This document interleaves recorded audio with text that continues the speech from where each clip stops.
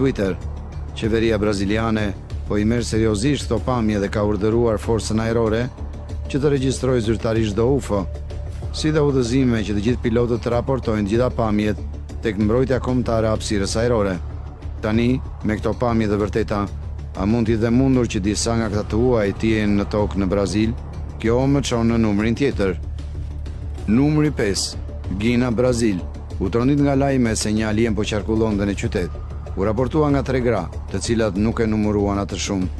Sipas tyre, ato po shkonin në shtëpi dhe kishin marrë një rrugë të shkurtër përmes një zone të lirë, duke asur krijesën e tmerrshme. Ato e përshkruan atë si një krijesë me lëkurë të ndryshme dhe gjymtyr gome.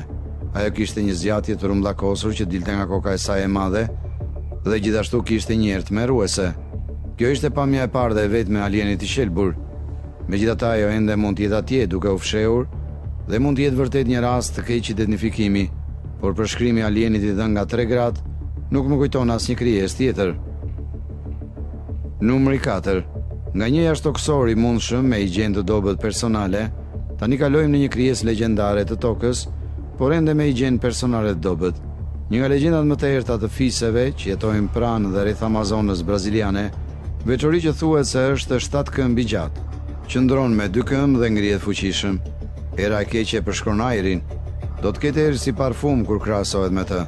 Përshkrimi i krijesës ndryshon me